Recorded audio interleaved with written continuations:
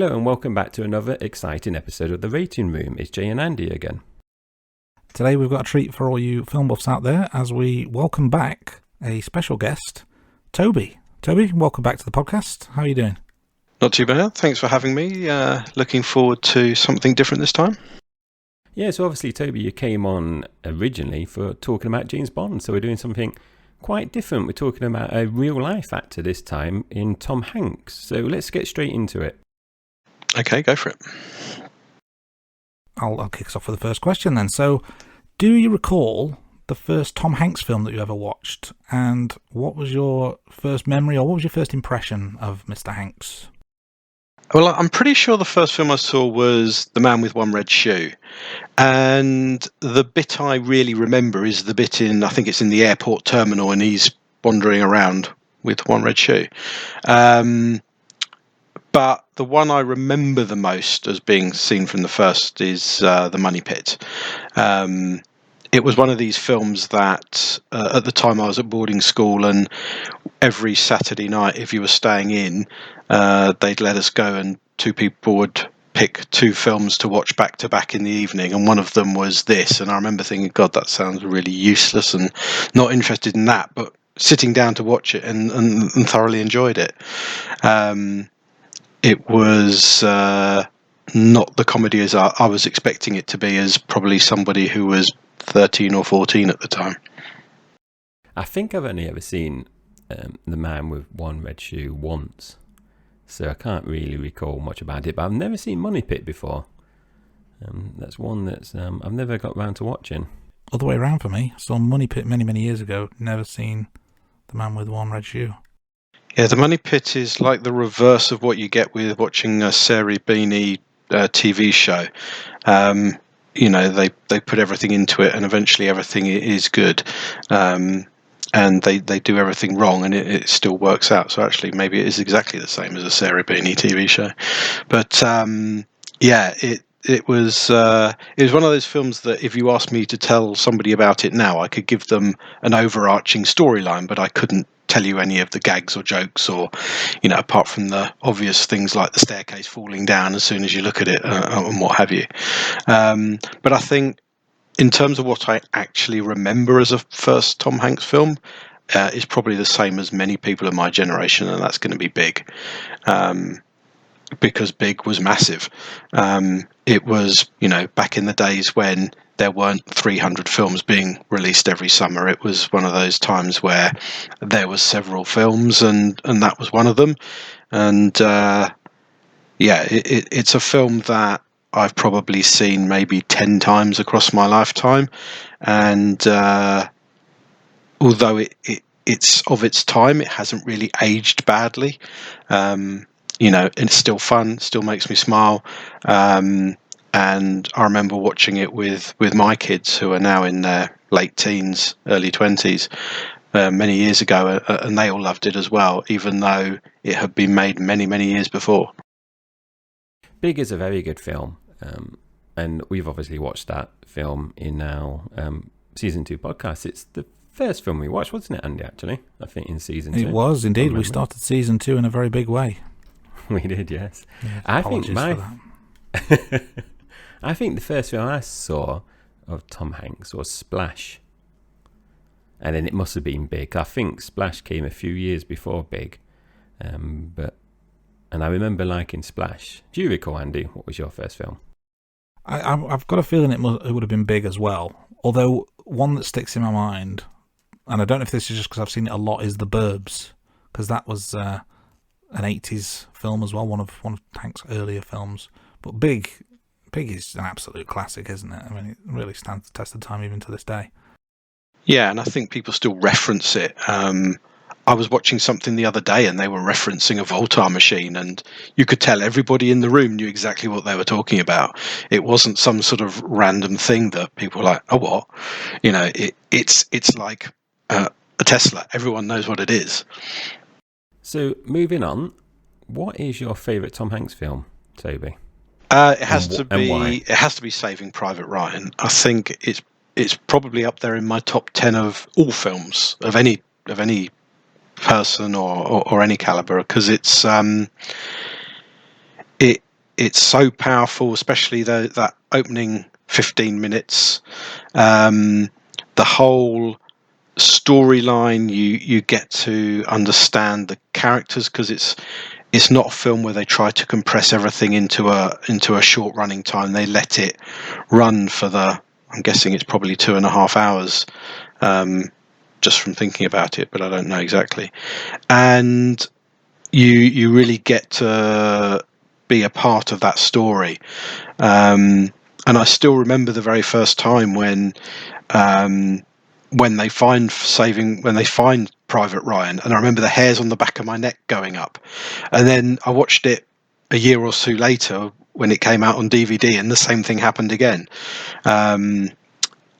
It's got a massive, well-chosen ensemble cast as well. You know, all the little characters from Ted Danson and the like. It just it blew me away the first time I watched it, and watching it over and over many times since, it's made a big impact on me, to the point where actually my brother and I dragged my dad out to one of these battlefield tours where we went to Omaha Beach and actually saw the battlefields that were there, and all the museums around it and that sort of thing. So it had a big impact on me, and it's definitely up there in my favourite films of all time. So Saving Private Ryan, we did watch in season 2, Toby, and it's 2 hours 50 minutes. So that's the second longest film in season 2. So myself and Andy, we give films a rating out of 10. So would you say Saving Private Ryan is a 10 out of 10 for you? I mean, if you're keeping it to whole numbers, yes. If not, then I'll give it a 9.8 sort of thing, because there's a couple of imperfections. But again, as a film, there's stuff that they do that, had they done it to be more accurate, would have been less impactful and a bit boring, maybe, in the way that on those beach landings, the bunkers were never looking like they did in the film. It was very different, and the approaches and everything, they're similar, but again, they're very different.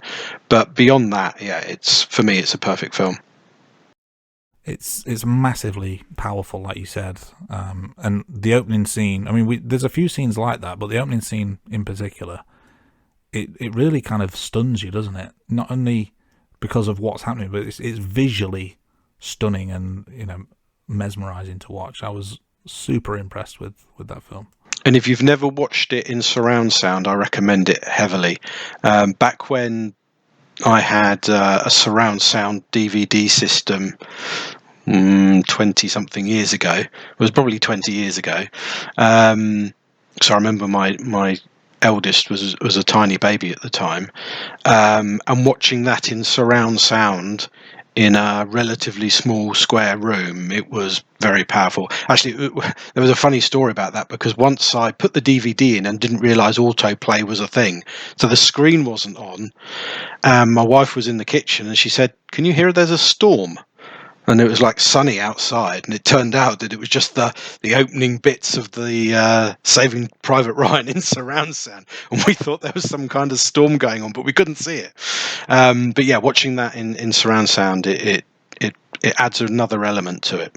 So we talked about the good supporting cast as well, myself and Andy, when we recorded Saving Private Ryan, because like you said, it's got a very strong cast in terms of the main cast as well, and because I haven't seen it for years, it surprised me about how many other actors were in there that had small parts. So like you mentioned about Ted Danson.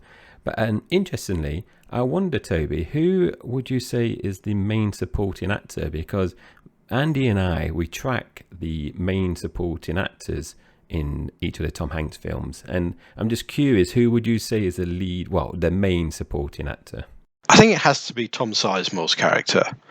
Because, like the military, there's the officer and then he has his sergeant. And Sizemore is his sergeant. He is his right-hand man. He's his go-to person to do all the dirty work. I think his character is definitely the next person on the list.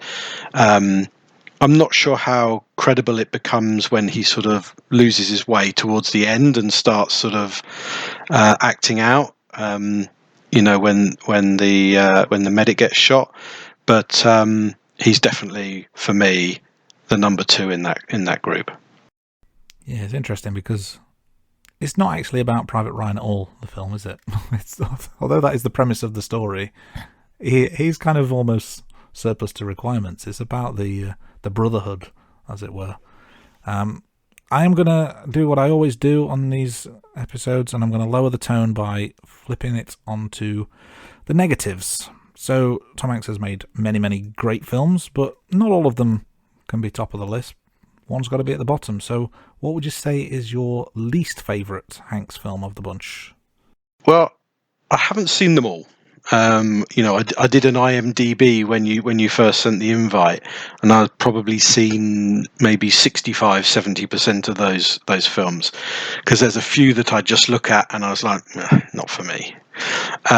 But I do remember going to see at the cinema That Thing You Do, and I was thoroughly bored.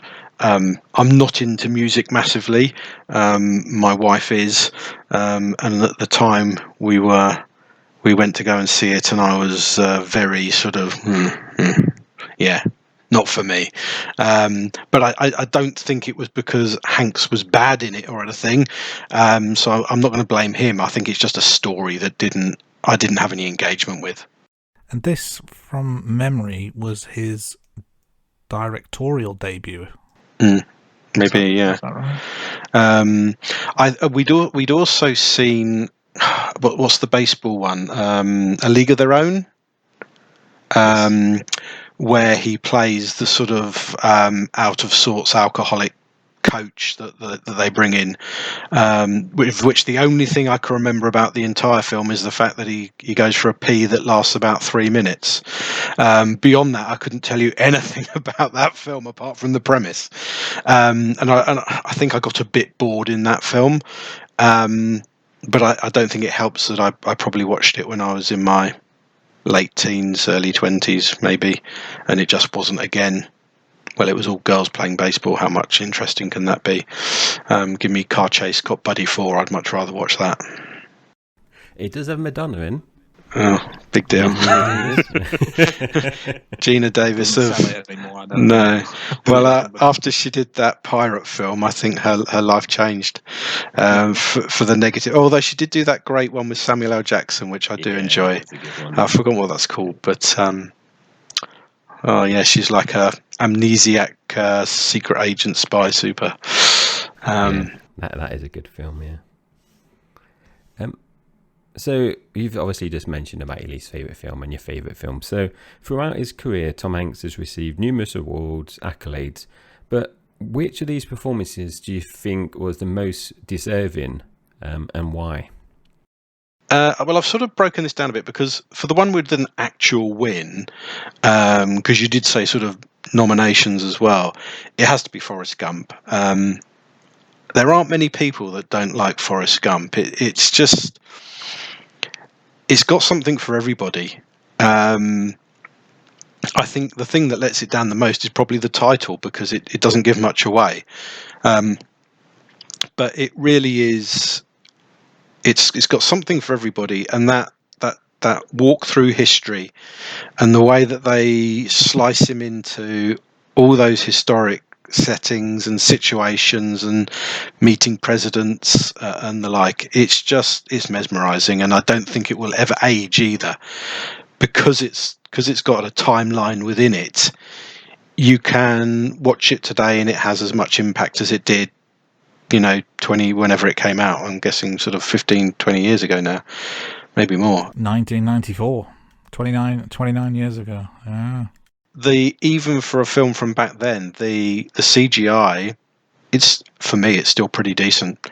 I can't see the joins, although I'm sure that the technology has moved on and ramped on significantly. I think that was also a seminal point in movies when it comes to CGI, and just taking away Captain Dan's legs and stuff like that. I think it was all pretty cutting edge at the time, and you look at it today, still flawless. And the storyline, I'm not one who cries at films, but I do get a little bit emotional when Bubba dies. And so for that to hit me, I mean, it has to be seriously, tear-jerking if it affects me. But as a film, it's just that great story, and I don't know anybody who doesn't like Forrest Gump. One of my absolute favourite films of all time. So you'll get no arguments there from me. And a fully deserving Best Actor Oscar for Hanks, in my opinion. But to follow up on that, what about a role that he didn't win but maybe should have? Is there any role that sticks in your head that is a close but no cigar one? Yes, so again, Saving Private Ryan, the nomination there. I think it was what made it worse was that the person that did win, it was a nothing movie, and I haven't seen it, to be honest, so I can't comment on it. But Tom Hanks was just so good in that film.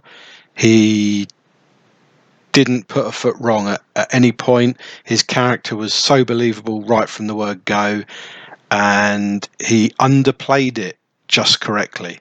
Because he didn't, as being the main character that the film focuses on, he could have sort of eaten the scenes and been, hey, everyone look at me. But it was almost like he wanted that character to be the one that was in charge, but still slightly in the background and wasn't jumping on everybody's toes.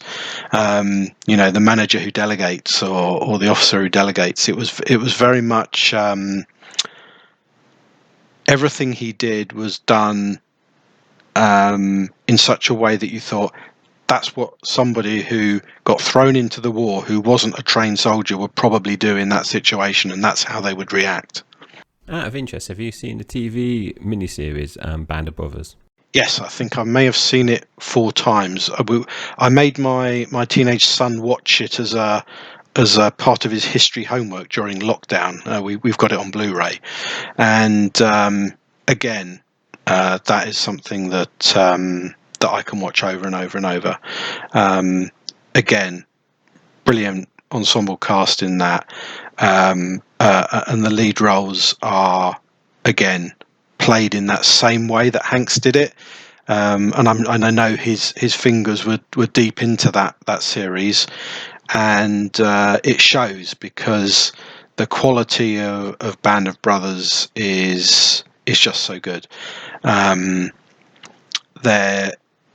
The way that they make you sort of get involved in all those characters, even the ones you don't like, and feel for them and understand what they're going through, and you could almost put yourself in the place of any of those guys, because they are just, in effect, regular guys off the street thrown into a crappy situation because there's a war on. And Colin Hanks, Tom Hanks' son, appears in Band of Brothers as well. I hadn't known that little snippet of fact. The only things I knew about his son was, and I think he's got more than one son from memory, is that one of them has been telling bad stories about him on the internet and selling his story to the American tabloids. But would that be Chet? Quite possibly. But I didn't go down that rabbit hole. I thought, I hadn't heard about it, so what I don't know can't hurt me. Yeah, I think it's Chet that's the bad boy of the Hanks family. Colin Hanks, I remember from Dexter. I'm trying to remember what series he's in, but he's quite prominent in one of the seasons of Dexter. I forgot about that, yeah. Yeah, good memory there, Andy. So Tom Hanks has been acting in films for over 40 years, and he's worked with a host of famous directors and co-stars. So Toby, do you have a particular favourite, and why? It's completely left field compared to all the things I've been banging on about so far, but it's got to be him and Tim Allen as Woody and Buzz in the Toy Story series, because it's just, they are an inseparable duo, and one doesn't exist without the other. And if the two have to be there, or the storylines don't work, and it has no it has no impact on you. And they play it so well, and I don't know if it's the editing or whether it was just the live performances as they happened, but the way they interact is perfect. Even like they allow them to talk over each other, which you don't generally find in especially in animation and kids things, because they don't want people to get confused by who's saying what, but that they can have these arguments and talk over each other and be feisty towards each other without sort of moving into the adult realm of swearing and violence and that sort of thing. So yeah, it has to be that. But in terms of live action, it would definitely be with Stanley Tucci in The Terminal, which is one of my hidden gem films, one of those little ones that I don't think everybody's seen. The Terminal. I think it's one of the lesser Hanks films. I mean, I could be wrong, certainly of people of the current generation. But their interactions, every time I see them, they make me smile. And it has a couple of my favourite scenes of films ever in that movie. There's the one where Tom Hanks has been eating all the food off the food carts, and when he goes up to the office and they bring him this magnificent looking sandwich, which to this day I want to recreate that sandwich, and he's like, no, it's all right, I'm full. And earlier you'd seen him making mustard and ketchup crackers together. So yeah, and the policeman, I think the actor's Ben Hanley, is it, or Barry Hanley? Henley. He's sort of like, he's got that that sort of deputy dog look about him, and this forlorn sort of, I'm here, I have to do as I'm told, but I wish I wouldn't. And so it almost creates that trio, so they can bang off each other. So yeah, very very much like those. And if I was going to go for a third, then it would be with DiCaprio in Catch Me If You Can, because although the amount of actual screen time they have together is limited, you can see yourself siding with both characters. You understand both of where they're coming from, and part of you wants the DiCaprio character to escape, and the other half of you wants Tom Hanks' character to catch him. And so the whole time I felt watching that film, I'm 1 minute I wanted to escape, 1 minute I wanted to get caught, and then there's that sort of bit between them, and that classic scene in the hotel room where DiCaprio fakes that he's an officer of the law of some description and hands him his wallet and wanders off. And yeah, so I've got three. I know you asked for one, but I've given you three. Some really good picks there. I know, Jay, you'll definitely agree with the Tim Allen RJ, and I've got to say, Leo DiCaprio in Catch Me If You Can, fantastic performance. Two of my very favourite actors on sharing the screen together. It was pretty special. Now, Hanks himself has played a wide range of characters throughout his career. Is there a particular role or type of role that you think best showcases his acting ability and versatility? This is the thing, is that when you look at his filmography, you can't say that he's typecast in any shape or form.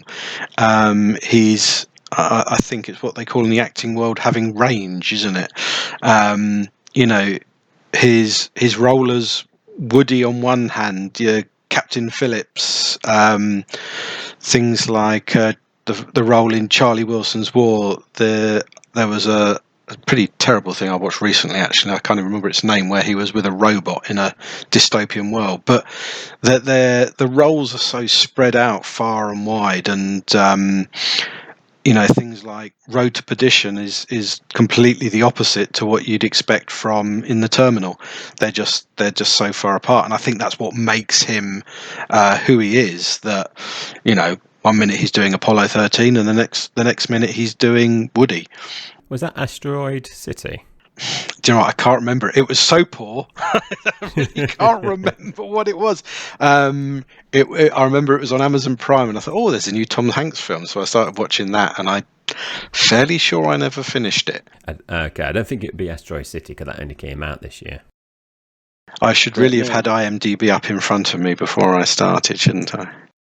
No, and we talked about the range of different roles in our special episode about Tom Hanks, and I know it's something we definitely agree in terms of definitely you can't typecast. And I know when myself and my wife was watching the Tom Hanks films, and I think I said this to you, Andy, it was nice having moved from James Bond in season 1, moving to Tom Hanks, where potentially each week was something different. So it was nice to have the change in kind of tone.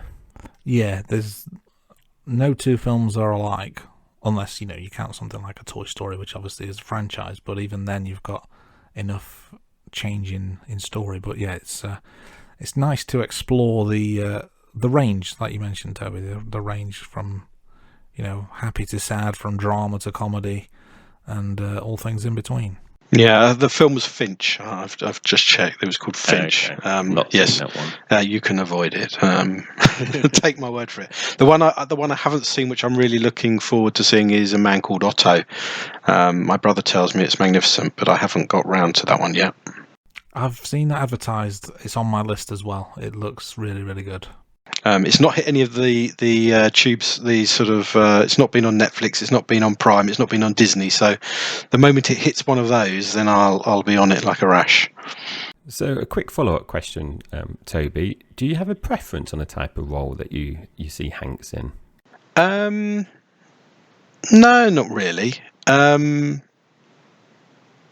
guess the sort of more light-hearted, family-friendly stuff like Big and Apollo 13 and Castaway are the things that I associate him with most. But it is one of those actors that when you see he is the lead on that film, you're going to say, that's going to pique my interest.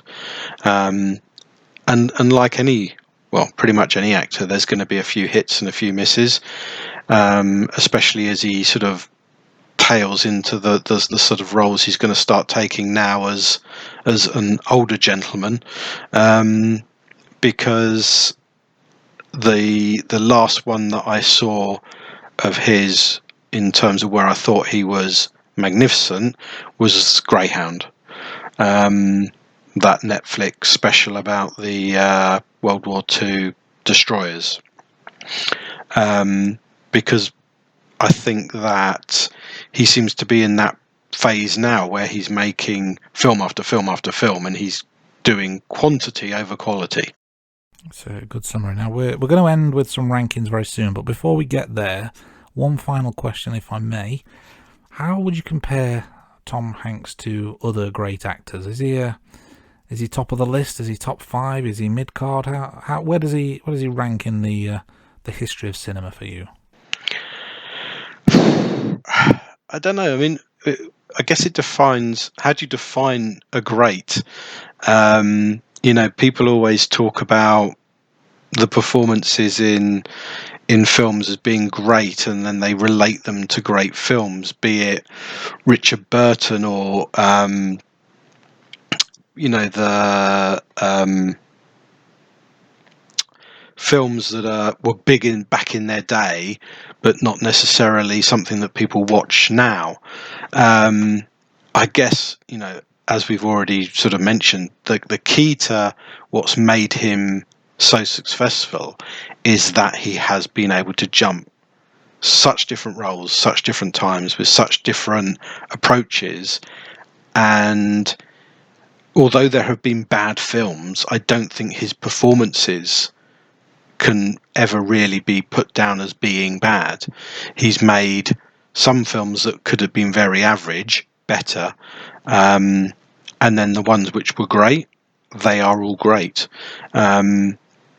I'm sure he's probably looked back at his own film career and thought, oh, maybe I shouldn't have done that one, or maybe I shouldn't have done that one. But I guess everyone can have 20/20 hindsight. Where he sits, well, is he the middle ground between Daniel Day-Lewis and Arnold Schwarzenegger? One extreme to the other in terms of their approach to how we see them making films and the types of films that they make. But I wouldn't doubt that he could probably pull off an Arnie film character or a Daniel Day-Lewis film character. He has that range and ability, and because what we see as the public of his persona outside of movies, he generally comes across as being a fairly decent chap. He's not one that you ever see in the, you would, if you saw him in the tabloids having, gone off with some woman somewhere down a back street in Vegas, you would think, really? I'm not sure I believe that. He's got a good guy character off film, and he has that reputation now where I'm sure he can pick and choose what he wants to do, and do what he feels is right for him, because I'm sure he's at a point in his life now where he doesn't need to make films. I'm sure he's got a sufficient dollars in the bank that he could put his feet up and go and live in Hawaii for the rest of his life, but that he chooses to carry on making films. Just looking at IMDb, he made 4 films in 2022. How many A-list actors made 4 films in 2022? Probably not very many, if any. And it seems to be a common thread when you look back at his career. 4 films a year seems to be pretty common when you look back. And for an A-lister, that just doesn't happen. He is very active, and I don't know if you would say he takes risk, but he does like to jump between different genres. I do think that's really positive. Out of interest, Toby, do you have a particular favourite actor or like a top 3 actors? I don't think I really do. I think that I like the actor to match the role, or where you get it where it's completely left field, something like Kindergarten Cop. That's completely, or Twins, that's not an Arnie film. And an Arnie film, he has an AK-47 and he's chopping people's heads off, and then you get this complete turnaround. But you have to have an extreme at one end to do that. So I prefer it when you have actors who are playing the roles that you're expecting them to play. I just think that's why they're there, and that's why it works.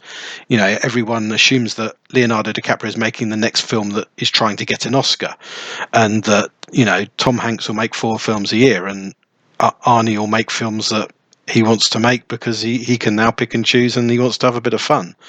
So I don't generally look at a film and say, as an adult anyway, that that's got that actor in it, that's going to definitely make me want to go and see it, or that's got that actress and I definitely won't go and see it. Particularly when having talked about Bond in the past, and then the Bond actors go on and do other things, I generally found that Bond actors who went on and did other things, there were more misses than hits. And I think that's a common thing in a lot of scenarios for actors who get put into a specific type of role, or, does Al Pacino only make gangster movies? Well, not really, but if you look at his filmography, there's a lot of gangster movies or similar in there, and that's because he works well in a gangster movie. There aren't so many actors who are very versatile like Tom Hanks, who can jump here, there, and everywhere. So I don't think I have favourite actors of anything. I think it's that casting people are generally pretty good at putting the right people in the right place at the right time, and that's their job, and that's why they do what they do. And I think that audiences and production companies don't like taking risks in terms of how much they're going to throw into a movie to make something. And occasionally you get things that fall through the cracks. Things like The Matrix and stuff that really turned around how films are made, produced, financed, and shot. So yeah, I don't have any issues with picking a favourite actor. If the film is good, then the acting should be a part of it, and who does it isn't really important to me. I don't think that films necessarily have to have a Tom Cruise or a Tom Hanks to be good. And I quite happily watch films that don't have those actors. But unfortunately, what you find is that those films didn't get the budget that they deserve because they don't have that big name at the top of the list to be able to generate the money to make it to the standard. And you end up with films with shoddy, cheap CGI and less than polished looks and scripts and that sort of thing. So, provided that the film is made well, I don't mind. You mentioned casting and casting agents and directors usually get it right. Have you read the Da Vinci Books? Well, I've listened to them as audiobooks, and I've seen. Is it both films or three films? There might be three. There's the Da Vinci Code, Inferno, and is there another Angels one? and Demons. Angels and Demons, and they're okay. I remember when the book came out the first time, it was lauded as the next greatest thing. I was less than impressed by it. It was all right. It was okay. And again, with the film was okay. Actually, I think I preferred the film to the book, which is one of those things you don't generally find in life. Did you listen to the audiobook before watching the films? Yes. Yeah, just because I know we talked about this, Andy, but I read the books before I watched the films, and in my mind, I never really saw Tom Hanks as a leading character. Who would you have cast? I know it's probably a bit cliched, but someone like Harrison Ford, I would have done. You think it needed to be somebody older? Yeah, I just think, because of the type of film it was, I don't know, it's just because I pictured Indiana Jones doing the, going through and solving the mysteries. But Tom Hanks, I would just really. Is it the professor role? Is it the idea of a professor? It's got to be an older gentleman. Yeah. But yeah, I'm just curious when you mentioned about casting that, what you thought of Tom Hanks as, I think, Robert Langdon. It didn't work for me in the way that, from memory, I don't think the books describe the appearance of the character at all. It's more about his mannerisms and the way he thinks about things and how he approaches things. Because in the book they describe a lot of the thinking that happens, which obviously is very difficult to put on film.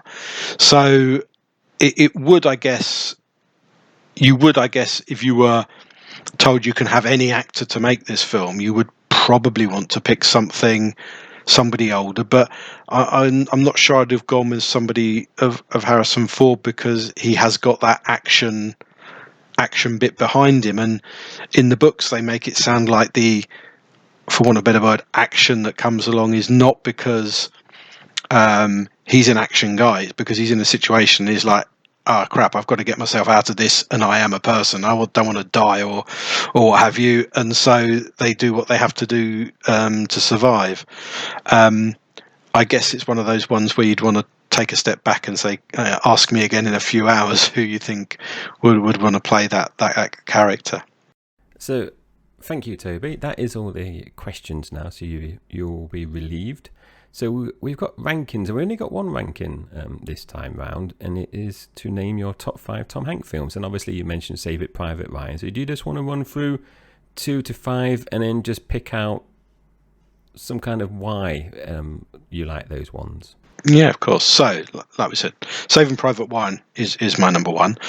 I went when I was writing this down, and I had the 5, and I kept cutting and pasting and putting them in a different place, and then go, no, actually I'll put them there, no, I'll put them there, no, I'll put them there, and then I said to my mum, how am I going to put them in? She said, well, if you've got them all on, I've got a hard drive which I've converted all my DVDs onto, which I can plug into my telly and I can watch them. She said, well, which ones would you want to go and watch now?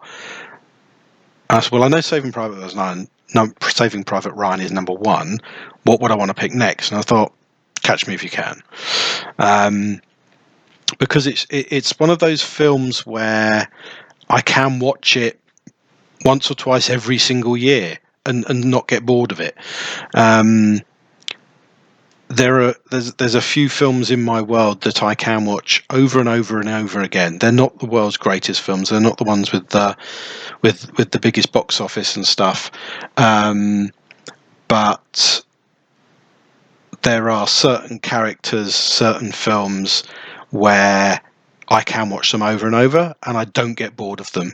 And I don't want to watch them twice in a week sort of thing, but I could watch it every year for the rest of my life and still love it. And that has to be Catch Me If You Can, because it's a compelling story. I love the characterization in it. I still have little affinities to silly little things within the film, like the story of the rat that churned the milk into butter, and just little things like that they did just make me smile, and I really enjoy that film.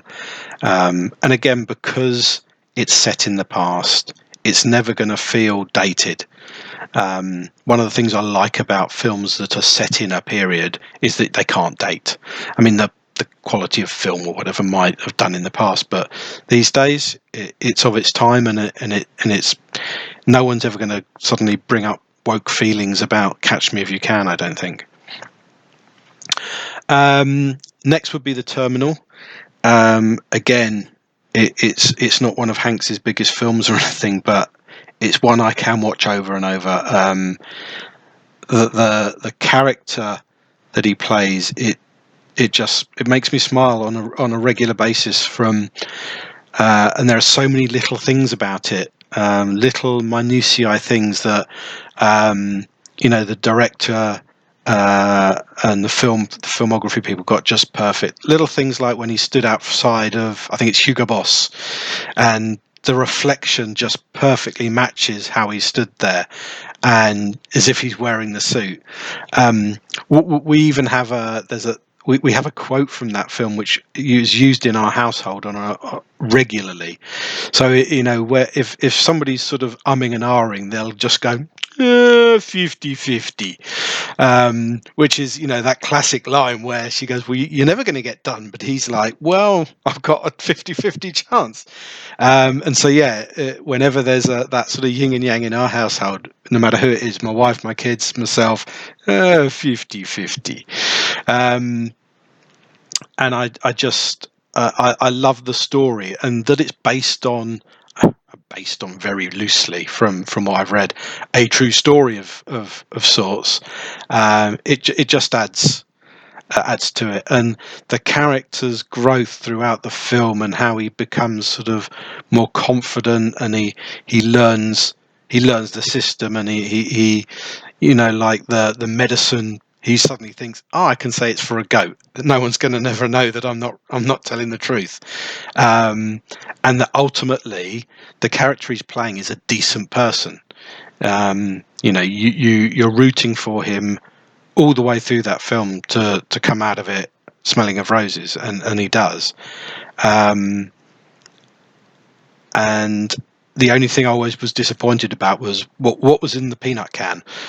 Always felt like a bit of a letdown in the end. You're hoping it was going to be like the suitcase in Pulp Fiction or something, or the briefcase in Ronin. But I think that might have gone down a bit better. But even so, the Terminal's one of my greats. What was that? Number 3, wasn't it? 4 would be Toy Story, the original Toy Story. I think that Toy Story 2 might be a better film, but it wouldn't exist without the first one. And I'm not sure what year Toy Story came out, actually. I'm trying to think how old I was when I first saw it, but it has to be quite a long time ago. I think I saw it in 96, I want to say, 96. I think I was 11 at the time. It may have been out in the US in 95, because back then we had to wait months, didn't we? Yeah, I think I was about 20 when it came out. And when you're 20, you don't go and see animation in the cinema. You just, at the time, if the next Disney film would come out, you wouldn't go and see that in the cinema. You just didn't do that as a 20-year-old. But Toy Story, and I guess it's because of the hype, the that came around it was like, oh, I'll go and see this. And you smirk and you chuckle and you relate to it the whole way through. And I think that every single person who watches that film thinks to themselves, well, part of me has always thought when I was very little, that's what toys actually were. And that's how it actually happened.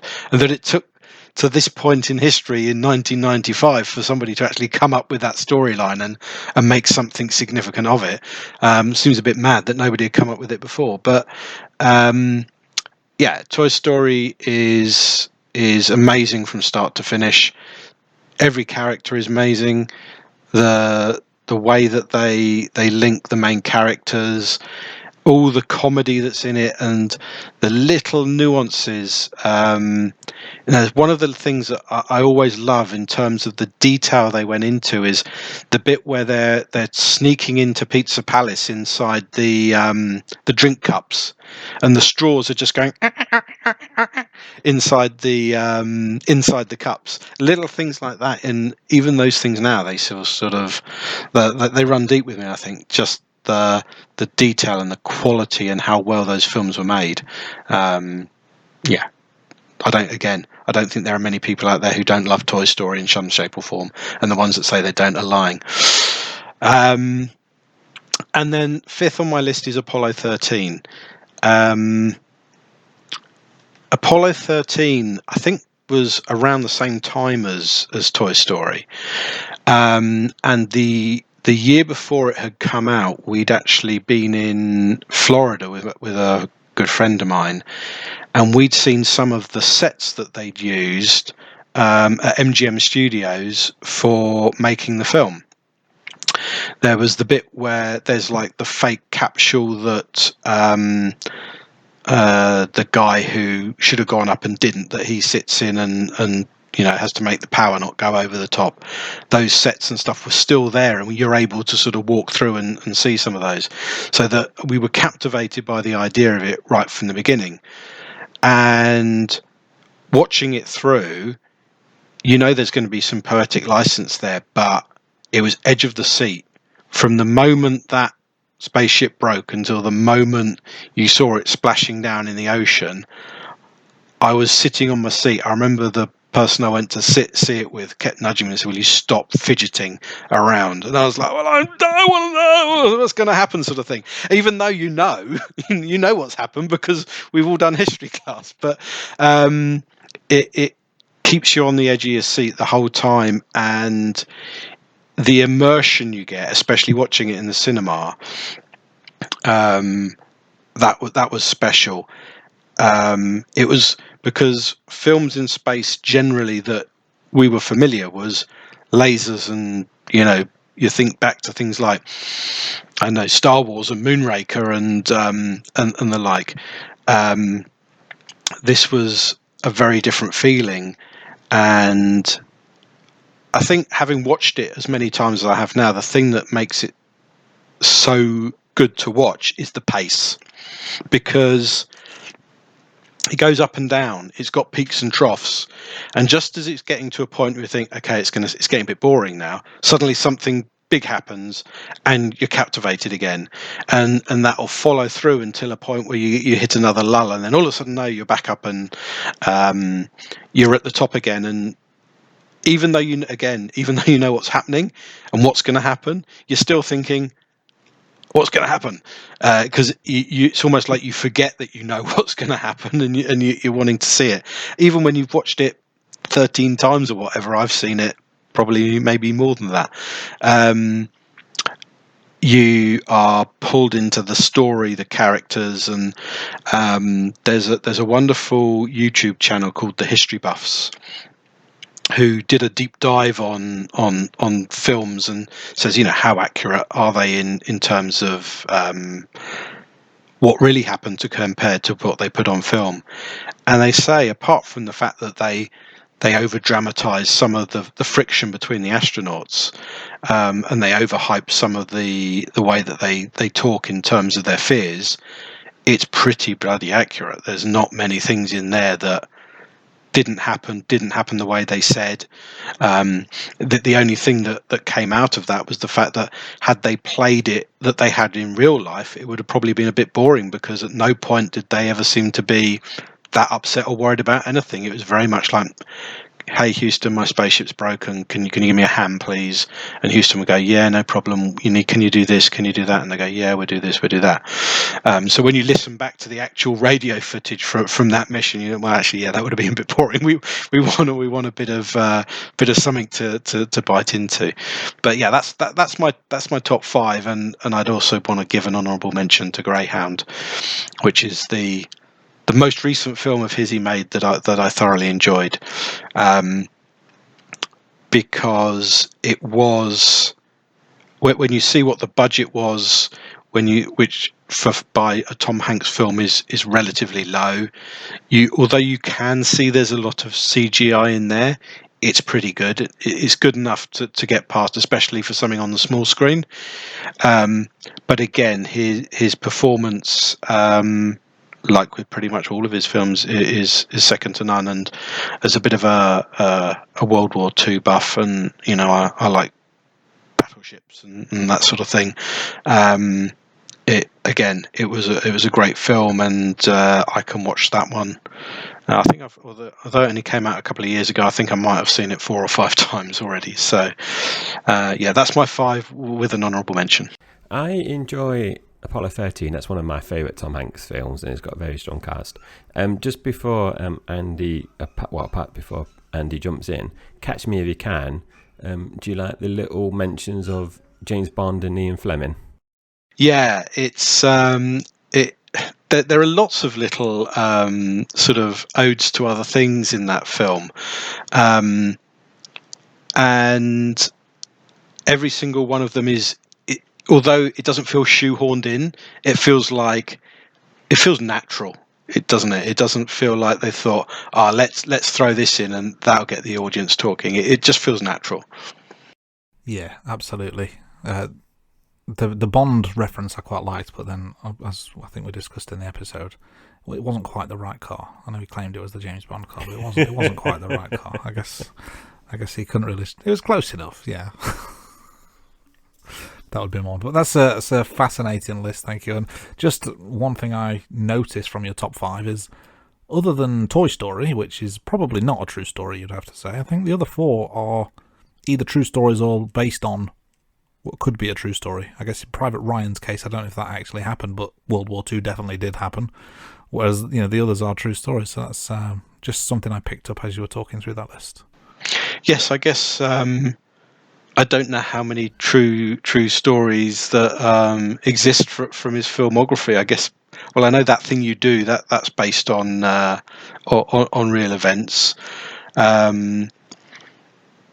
I think Philadelphia was based on a true story. I don't think it was what exactly happened, but I think that the idea of it was based on reality. Right, yeah. A League of Their Own, that was based on things that actually happened. Yeah, I can't think of any others off the top of my head. I don't think You've Got Mail was a true story, but I expect it happened to somebody. Well, Toby, thank you very much for appearing on the podcast. It's been great to talk to you again, and who knows, we may see you again or listen to you again on a future episode of The Rating Room. But to our listeners out there, thank you for tuning in. We may have more guest episodes coming up soon. Obviously, go back to Season 1 for all things James Bond, and go back to Toby's interview where he talks James Bond as well. Season 2 was all about Tom Hanks, so go back into the archives for that. And coming up in the weeks and months ahead, we've got some more new films, some monthly specials, weekly episodes, more fun and games, movies and TVs and music, and all the rest of the stuff that we do here on The Rating Room. So we hope to see you soon. Thank you for now. Goodbye.